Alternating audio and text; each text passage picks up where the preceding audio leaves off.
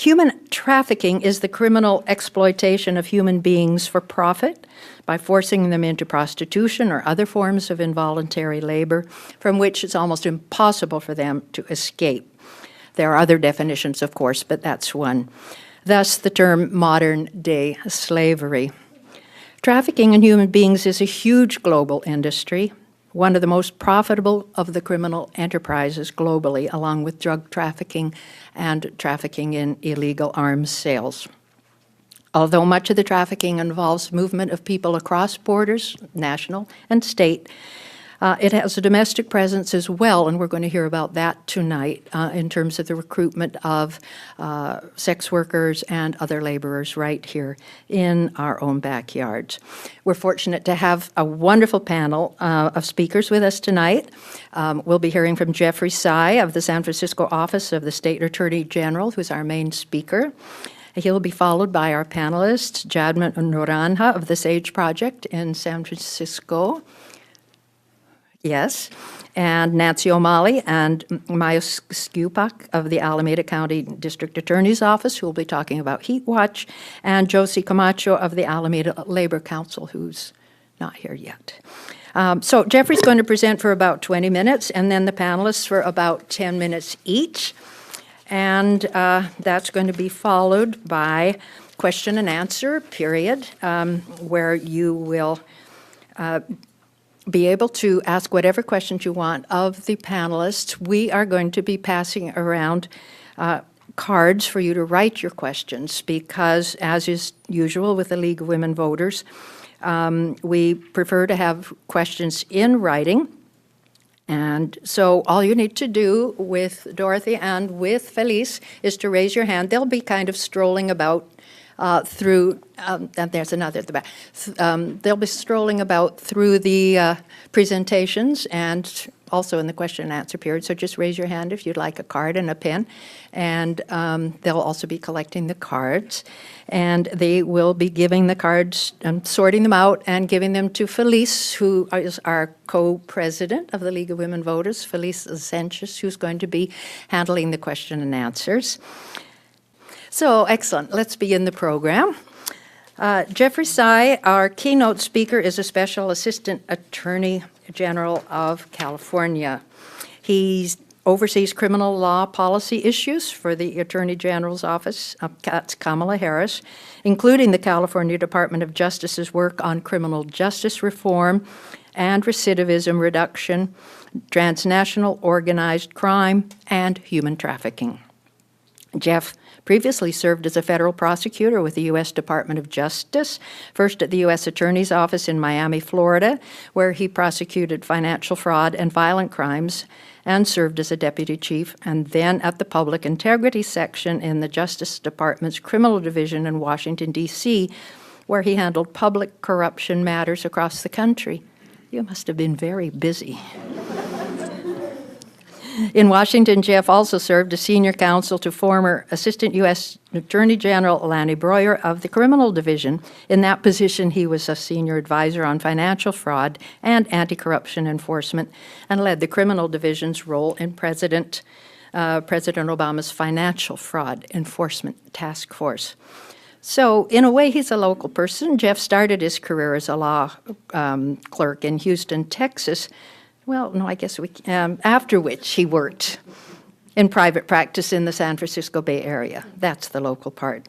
He earned his BA degree from the University of Texas at Austin and has a law degree from Georgetown University. So please welcome Jeffrey Tsai. We're pleased to have you.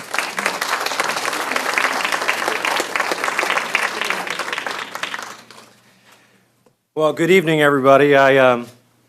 I suspect y'all were a little scared when Ruth announced that I'd be speaking for 20 minutes, but I assure you I will not make you suffer that much. You know, I was talking to Sister Elaine outside in the parking lot, and she had told me that, you know, they were really looking for someone important, and I said, I'm sorry. I'm really sorry that you asked me to speak tonight. But it really is an honor.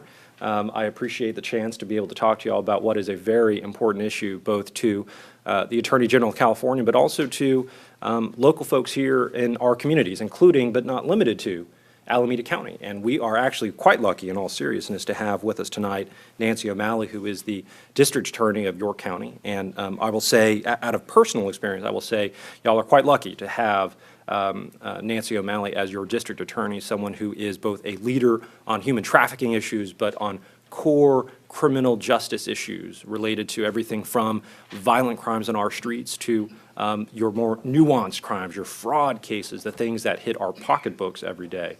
So it's a pleasure to be sitting here with you today and tonight as well, Nancy. I also want to thank the League of Women Voters, who for nearly 100 years have been troublemakers trying to promote democracy in our country, and so it's always a pleasure to be associated with the League of Women Voters as well, an event like this. You know, in my work as Special Assistant Attorney General for Attorney General Kamala Harris, we have the opportunity to work on a number of issues that affect the people of the state of California, issues that are the ones that affect us locally in our counties and our cities, but also affect the state as a whole. Human trafficking could not be a more timely issue because it is in fact one that affects us both locally and on a statewide level. And I'll talk to you tonight a little bit about that and how we are seeing in the Attorney General's office how those issues are affecting us. I think it is fair to say that human trafficking is one of the enduring challenges of our time. And it is not surprising that it is one of Attorney General Harris's most important affirmative agenda priorities in her work as the Chief Law Enforcement Officer of the state. What we know about human trafficking is more than just seeing young girls, and it's not just, but seeing young girls on the street who are being prostituted by people they know, sometimes relatives, sometimes just your pimp on the street who met and took advantage of some young girl. But it's also far beyond that too. It is forced laborers. It is any number of those things that Ruth had earlier referred to as modern-day slavery. And so we're clear about it, that's exactly what it is.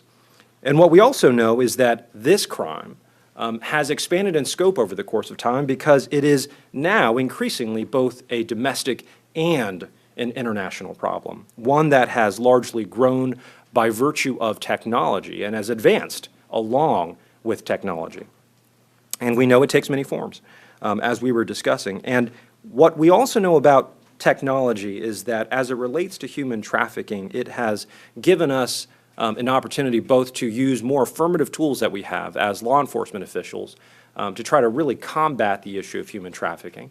But it has given additional tools to traffickers as well to really utilize things such as the internet to both entice victims and to have essentially a broader scope by which to perpetrate certain crimes, and especially when we talk about sexual exploitation, to be able to really exploit technology to their advantage in that way. One good example being Backpage.com, which is a well-known website that essentially is an electronic bulletin board or an electronic classified ad.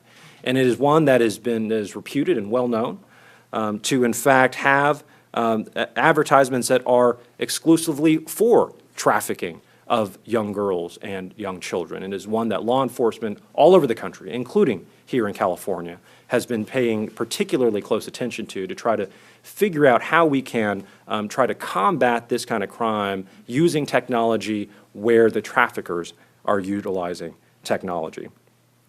We also know that human trafficking is increasingly becoming the crime of choice for many transnational criminal organizations. As Ruth mentioned when she was kind enough to introduce me, one of the other issues that I handle for the Attorney General relates to transnational criminal organizations, which is a mouthful to be sure. But what we know about these kind of groups is that they are foreign-based groups that have reaches into the United States and are perpetrating crimes right here in the United States. In the Attorney General's 2012 report on the state of human trafficking in California, she discussed that particular issue and how the growth of these organizations, whether we are talking about Mexico-based drug trafficking organizations or other loose affiliations and confederations of people who are from foreign countries coming into the United States and perpetrating these kind of crimes, increasingly they are turning to human trafficking. and they are turning to the very profit-driven mode of utilizing people to perpetrate their crimes that are very low risk but high reward. In a new report that the Attorney General will issue in the next several weeks talking about transnational organized crime, we will talk about human trafficking in particular as a particular crime that is now being focused on by these organizations. And some of the numbers that we know are quite telling, and they really, I think, explain part of the scope of the problem that we're facing today. Law enforcement estimates that the range of profit that a criminal organization can expect to benefit from human trafficking today ranges from $13,000 per person on an annual basis for a forced laborer to, on the spectrum, $100,000 per year for a sex trafficking victim. And the fact that that kind of number even exists, the fact that we're talking about the commoditization of human beings tells us really all we need to know about how these organizations are thinking about this crime. They're not thinking of it in terms of human beings, they're thinking of it in terms of a commodity. And that tells us how serious this problem is. The United States State Department, which does a lot of work on human trafficking, estimates that 27 million people worldwide per year are trafficked, with about 18,000 to 20,000 victims in the United States being some of those victims. And based on some of these numbers that we're throwing around and that law enforcement estimates, that's about $32 billion per year worldwide in profit that organizations are receiving and benefiting from by virtue of all sorts of human trafficking. It is, in fact, a low risk and a high reward venture. And it means, as a result, that law enforcement has a lot of work to do on how to combating this particular problem. What we also know is that this problem, as everyone I think tonight will be alluding to, has affected California fairly hard. Here in this community and frankly communities up and down our state. Over the past couple of years, California's 9 regional task forces on human trafficking, one of which, by the way, is here in Oakland, has identified over 1,300 victims of human trafficking. That's a pretty significant number, considering that for every crime that's committed that law enforcement discovers, you can rest assured there are crimes that law enforcement has not discovered. And it's not for lack of trying. It's not because they're not doing enough.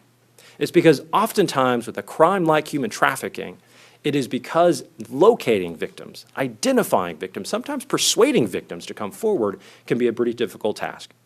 And I say that as a prosecutor who myself has prosecuted human trafficking cases where we're dealing with very young victims, the ones who, despite the fact that they were trafficked across state lines, making it a federal crime in the case of the work I used to do, but they're also in a very vulnerable mental position to where they often side with the traffickers themselves. So that also tells us a lot about the scope of the problem and the kind of job that law enforcement has and that prosecutors have in really trying to work on and combat these types of crimes. Over the past 6 years here in California, the arrests, and this is, I think, one of the good stories that we have to tell, have exponentially increased. And under the key human trafficking statutes that we have here in California, human trafficking for forced labor and human trafficking and sex trafficking of minors, the arrests that we have seen exponentially grow over the course of years shows both a commitment, a fundamental commitment by state and local law enforcement. That is our local PDs, that is our state actors, for example, the state division of law enforcement, but also our sheriffs in our counties working on this. It also is the work of prosecutors in Nancy's office, who are steadily every day working on these prosecutions despite how difficult they are. And in 2013, California's State Threat Assessment Center, one of the intelligence centers here in California, reported that over 800 investigations were started by law enforcement, and that tells us as well that there is this continued commitment to work on cases, many of which are very difficult to do and sometimes very difficult to ultimately make into prosecutions. But while law enforcement must be aggressive and relentless in pursuing criminals, and I would say that law enforcement has been doing exactly that, there is in fact more for all of us to do.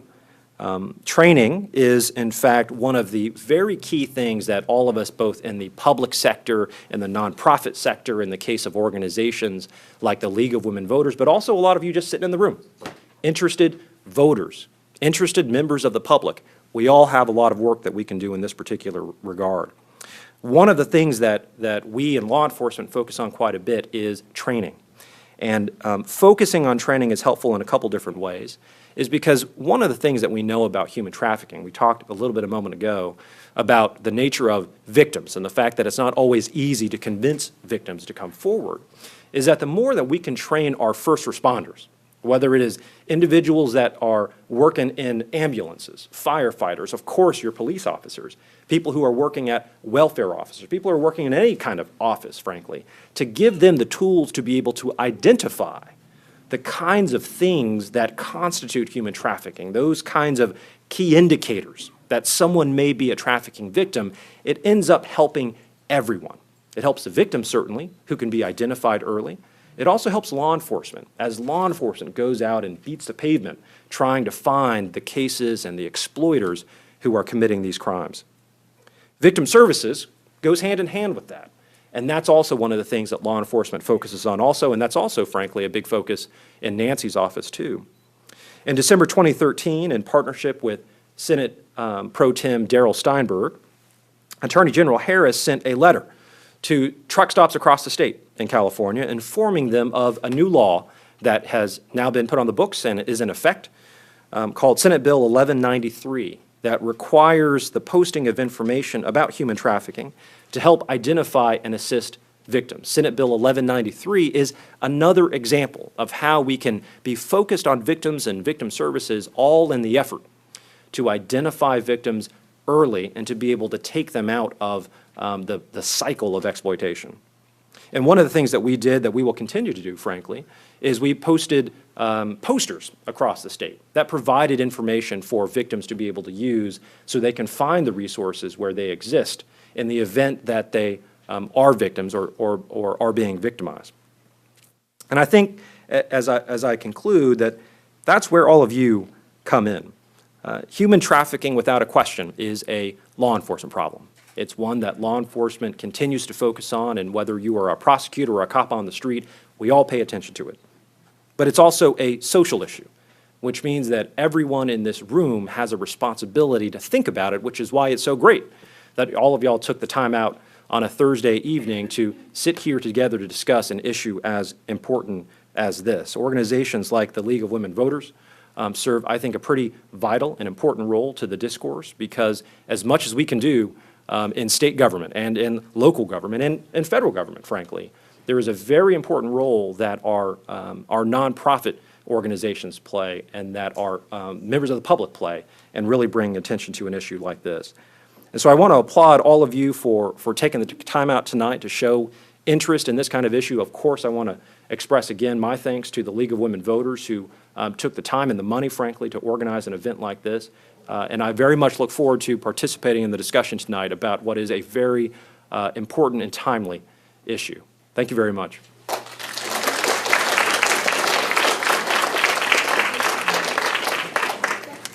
Thank you very much, Jeff. That was a wonderful introduction to our panelists, who are going to comment probably from their own perspective, their own organizations that they're working with, literally in the communities, on the ground, dealing with exactly the kind of issues you're talking about: prevention of trafficking, recognition of it, services provided for traffic victims, and so on. So our first panelist that we're going to hear from is Jasmine Norton.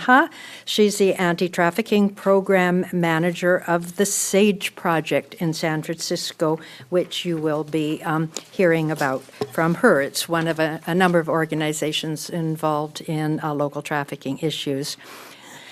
Before moving to the Bay Area and joining the SAGE Project, Jasmine was the anti-human trafficking outreach specialist with Tapestry Incorporated, which is a nonprofit social service agency that works with survivors of human trafficking in the southeastern part of the United States. At Tapestry, JADMA provided direct services to survivors of trafficking while conducting training to mainstream service providers, just what you were talking about, community-based organizations, and immigrant and refugee communities. At Tapestry's Domestic Violence Department, she also led the Domestic Violence Focus Group, which is a program designed to provide training and outreach to 9 immigrant communities in the greater Atlanta area. Ms. Naranja has been working with immigrant victims of crime in Georgia since 2004, before coming to SAGE, including for the International Women's House and the Latin American Association. And she's fluent in both Spanish and Portuguese, which certainly helps in her work. So please welcome Jasmine Norton.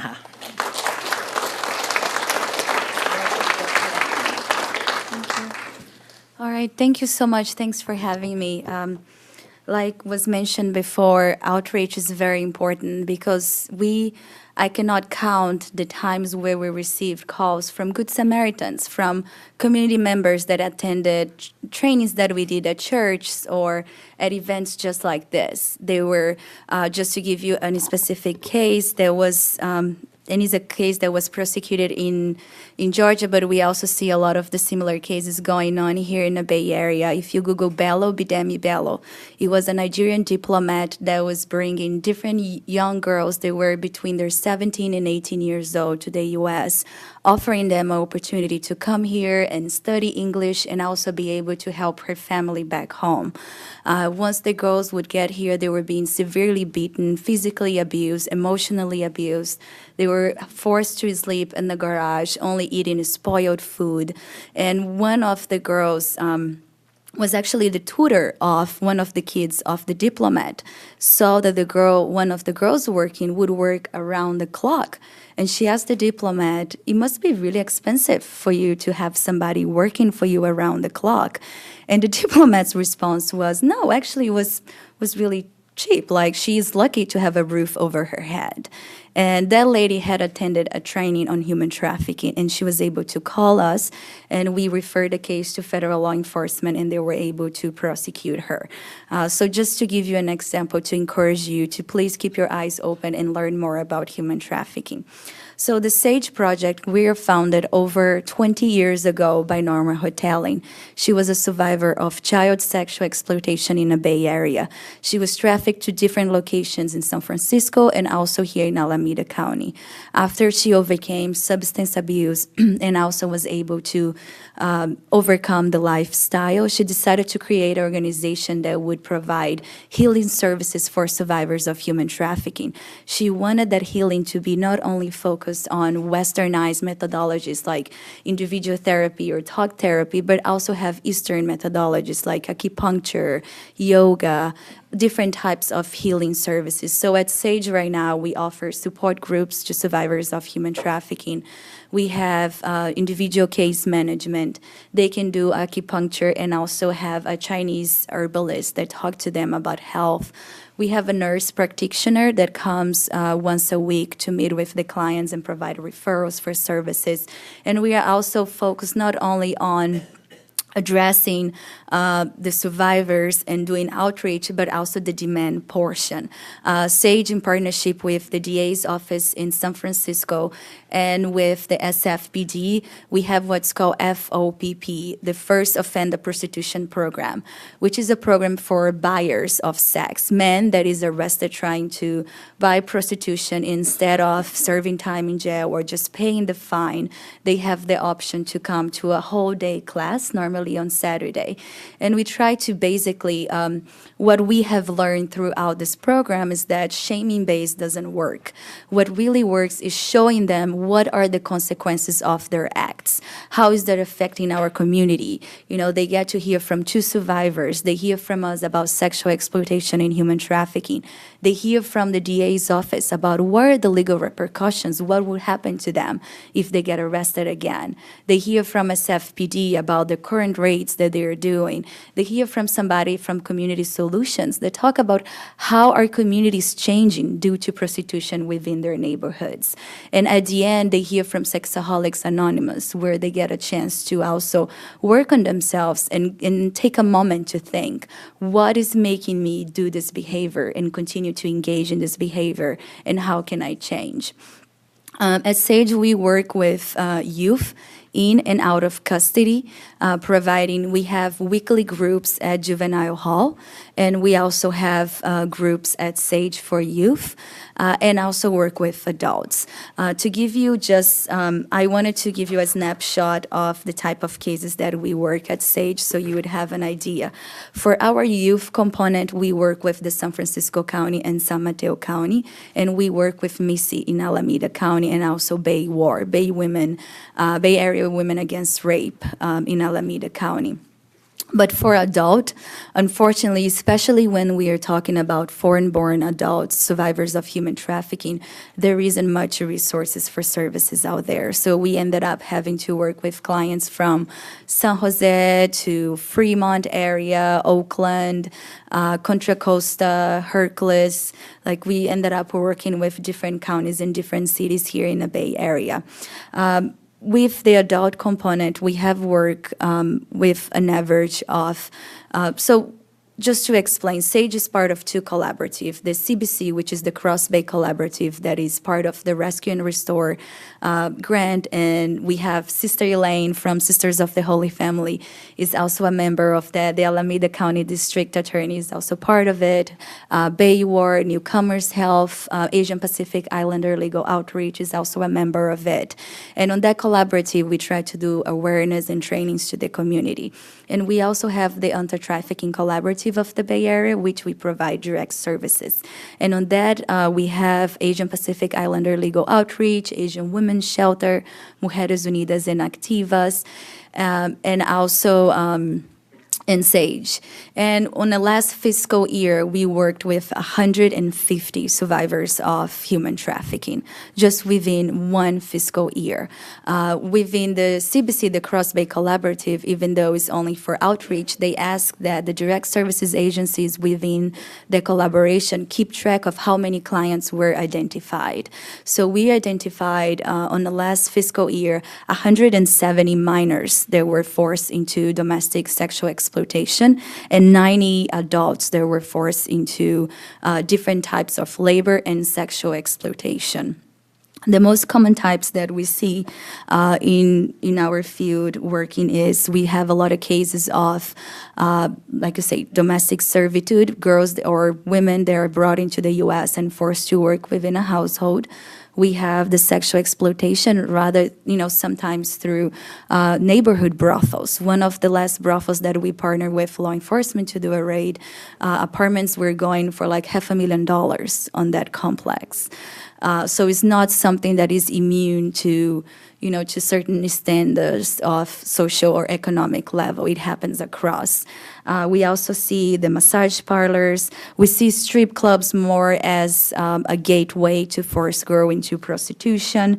We also have mail order brides. I don't know if you guys are familiar with. Back then it used to be through a catalog. Now they're getting, with the internet, they're getting more creative in doing their via. They basically sell themselves at a matrimonial agency that help you locate a wife abroad. But it's a very unfair system because the woman that is coming doesn't get much background on the man, but the men get a full background on the women. So we see a lot of cases of men bringing them to force them not only into domestic servitude, but also to force them to be their personal sexual slaves and pimping them out as well. We also have service industry. We have worked with women that work at cantinas. I don't know if you guys are familiar. There are restaurants, Latin Hispanic restaurants that at night they become nightclub, and they are forced to work there selling overpriced alcoholic beverage. Sometimes there is the sexual exploitation piece, sometimes doesn't, but there is always sexual abuse and sexual violence that is used to control and force these women to endure the situation. We also see construction sites, agricultural work, panhandling and baggings, and an increased amount of gangs getting involved, not only in getting involved in sexual exploitation, but also we are seeing an increase of individuals at the border being kidnapped by the cartels and forced to work for them. Sometimes they are forced to go and sell drugs, sell fake documentation, commit crimes in name of the gang members, and the gang members will watch them by distance. So if they do try to run away or if they're caught by law enforcement, they feel threatening and they feel like they cannot reach out for help. One question that often people ask is, why don't they just leave the situation? And I think it's very important. Let me see how much time I left. Okay. I just think it's very important to talk about barriers that survivors have to reach out for help. The first one is, majority of the survivors that we work with, the foreign-born, they might not speak the language. The traffickers might have easy access to their family members. Sometimes we have heard from survivors that they are so broken, they are so hurt, and they have lost their self-esteem that they stop caring for their lives. And they say, I don't mind if he kills me, but I really don't want him to hurt my daughter. I don't want him to hurt my mother. I want my niece to have a different future. I work with a survivor that for 2 years she was threatening that the moment that she would escape, he would bring her nieces and force her niece into sexual exploitation as well. After 2 years, she finally escaped the situation, and 6 months later, her niece went missing and was found working in a brothel. So they do follow through with their threats. So like I say, we have worked with individuals, even though there is certain vulnerability factors that make somebody more vulnerable to be trafficked. We have also worked with individuals that had their PhD and had acquired debt. So it's important to also think that, not generalize, but also see that it can happen from, different individuals that for whatever reason find themselves in a vulnerable position. And at the SAGE project, that's what we do. We try to raise awareness on human trafficking. We try to work with the survivors.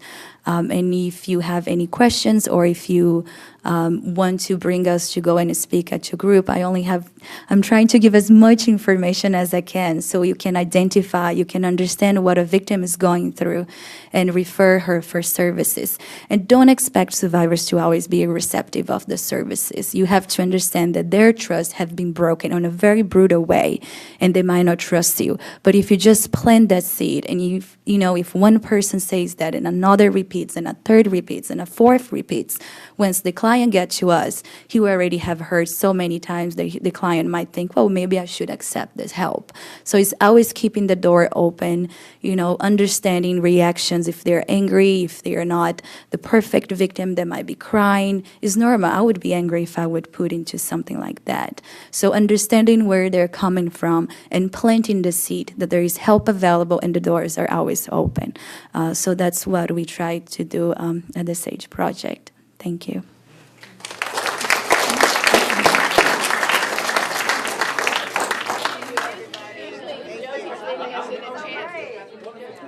I know we're supposed to do a chant. Came out really good. Gonna put that in our newsletter. Every time I hear you, Nancy, it's like I feel like I'm just like learning so much. I send everything. Oh my God. This is great. I didn't know you were gonna be